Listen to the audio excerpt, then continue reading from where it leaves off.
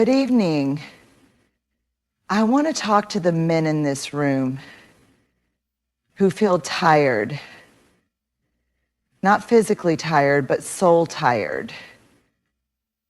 The kind of tired that comes from chasing something that never quite gives you what you hoped it would.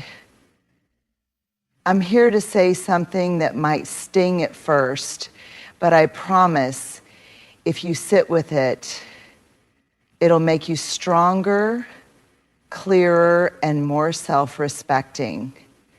Let's stop wasting time. Not on women, but on trying to earn love where love was never going to live. Not every woman is worth your energy. And I don't say that from a place of arrogance, bitterness, or superiority. This isn't about placing blame on women. This is about recognizing that your time, your attention, your emotional investment, they all cost something. And the question is, are you spending those things wisely?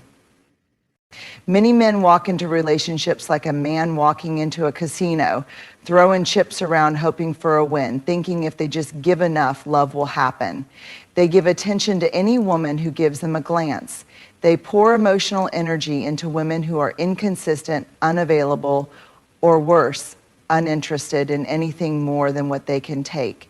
But here's the brutal truth.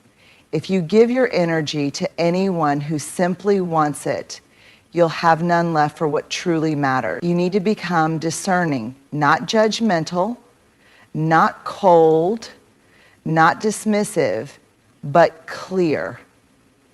Clear about what you're looking for, clear about your values, clear about how a relationship should feel when it's healthy, mutual, and grounded. Too many men confuse desire with direction. Just because you want her doesn't mean you should pursue her. Ask yourself, does she reciprocate effort consistently? Does she speak with respect and listen with curiosity? Does she make space for your growth or demand you shrink for her comfort? If the answer is no, then why are you still investing? We don't talk enough about how emotionally generous men can be, about how many men carry the emotional labor in silence, showing up, checking in, trying to prove they're different, all while slowly losing themselves. You are not a rehabilitation center for someone else's emotional unavailability. You are not a therapist with benefits. You are not a placeholder while she figures out her life. You are a man with limited time, a finite emotional tank, and a future that deserves your full attention. Start noticing how you feel after you interact with her. Do you feel drained or inspired? Anxious or grounded? Confused or clear? Those feelings are data. Start listening to them. There are women who will meet you with clarity, kindness, accountability, and emotional maturity. But you won't recognize them if you keep getting lost in the noise of relationships that only teach you how to tolerate pain. So don't be afraid to walk away. Don't be afraid to say, this is not aligned. Don't be afraid to be alone while you wait for someone whose energy matches yours. Because when you learn to discern, really discern, you stop wasting time and you start reclaiming power. You learn that your energy is a gift. And not everyone has earned the right to receive it. Attention isn't affection. Don't confuse the two. Let's be honest. A glance across the room, a message late at night, a compliment dropped into your day when you weren't expecting it. It's a rush. It lights something up inside of us. It whispers, you matter. You're seen. You're wanted. But here's the hard truth that too many men overlook. Attention is not affection. It's not care. It's not commitment. It's not connection. It's just attention. We live in a world of flashing lights and dopamine hits. Text bubbles that dance and disappear, stories that vanish in 24 hours, swipes and likes that can trick your brain into thinking something meaningful is happening.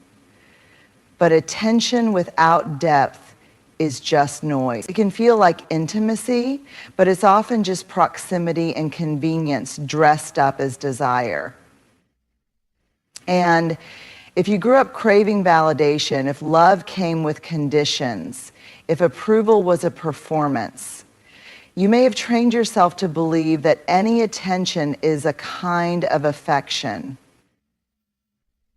You might think she replied fast, so she must care. She keeps liking my posts, so I must matter to her. She called me cute, maybe she wants something real. But real affection isn't built on fleeting moments. Real affection is built on consistency, mutual investment, and emotional safety. Let me tell you what affection looks like. It looks like someone who checks in on your hard day without needing to be asked. It looks like someone who remembers what matters to you and shows up for it. It looks like someone who sees beyond your highlight reel and still chooses you. Compare that to attention. It shows up when it's bored. It flirts when it wants a reaction. It disappears when you ask for more. Attention wants something from you. Affection wants something for you. And that difference matters.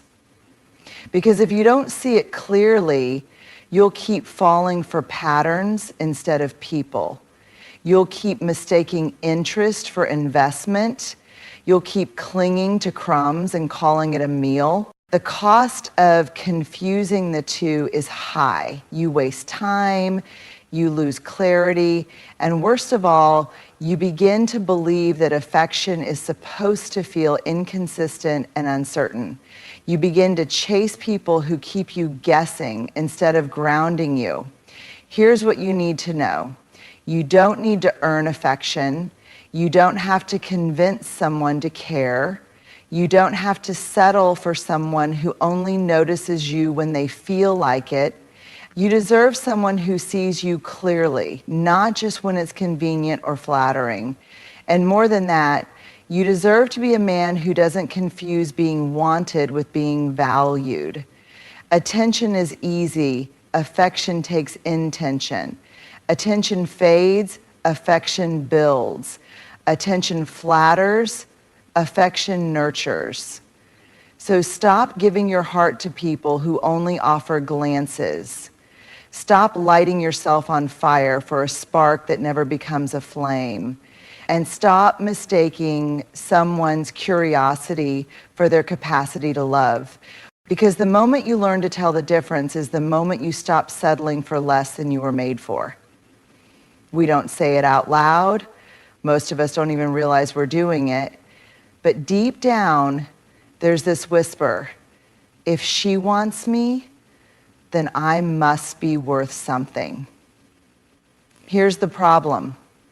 Validation that depends on someone else, especially a romantic partner, is a currency that loses its value the second they take it away. So let's rewind. For a lot of us, the idea that we're enough didn't start from within.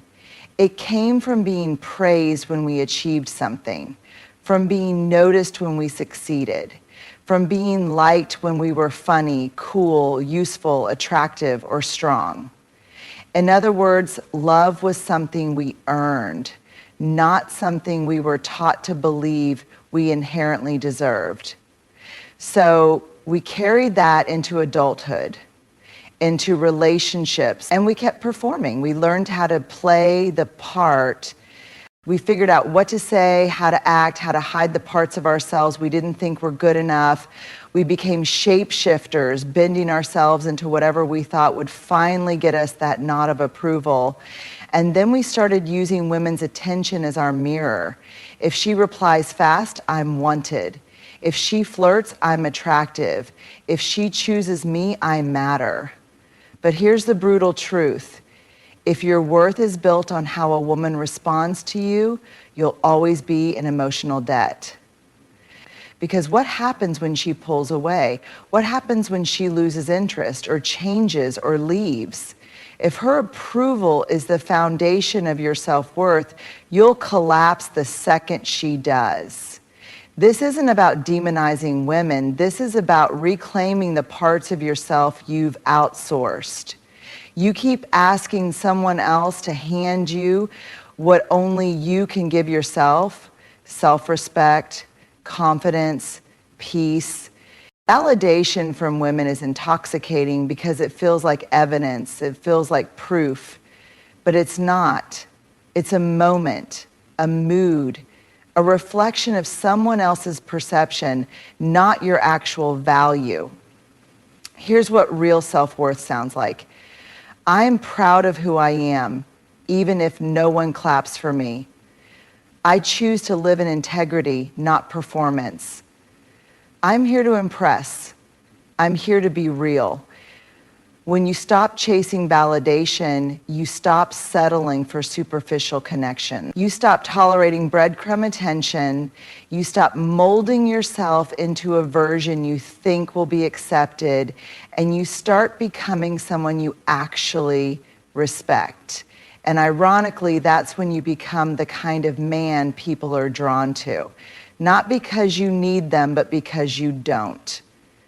So ask yourself, would you still like yourself if no woman was looking at you?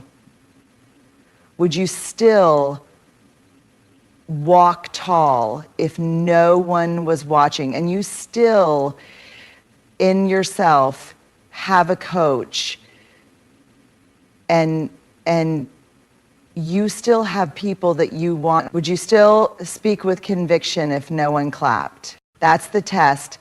That's the work. Because when you build your sense of worth from the inside out, nothing external can shake it. Stop making women your mirror. You are not defined by who wants you. You're defined by who you choose to be when no one is watching. And that version of you, he's not chasing approval. He's living in truth. There's a moment in every man's life, usually quiet, usually subtle, where he realizes something is off. He's showing up, putting in effort, going out of his way to be liked, to be chosen, to be seen. But no matter how much he gives, it never feels like enough. And deep down, he's exhausted. That exhaustion comes from chasing something you were never supposed to chase in the first place: approval. Let's get one thing straight. Approval isn't the same as love. Approval is conditional. Approval is performative. Approval is built on the question, am I acceptable to you? It asks, what do I need to do, be, or sacrifice so you'll pick me? And that question is rooted in a deep, unspoken belief. As I am, I'm not enough.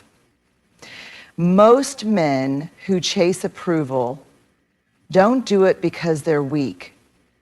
They do it because somewhere along the line, someone taught them that their worth had to be earned. Maybe you had to be the achiever, the provider, the protector, the one who had it all together. Or maybe you were taught that being vulnerable made you less of a man. So what did you do? You learned to read the room. You figured out what people wanted and gave it to them, often at the expense of your authenticity. You became hyper aware of how to be liked, how to be accepted, how to avoid rejection. And while that skill might have helped you survive, it's not helping you thrive, because approval especially when it comes from outside yourself, is a moving target.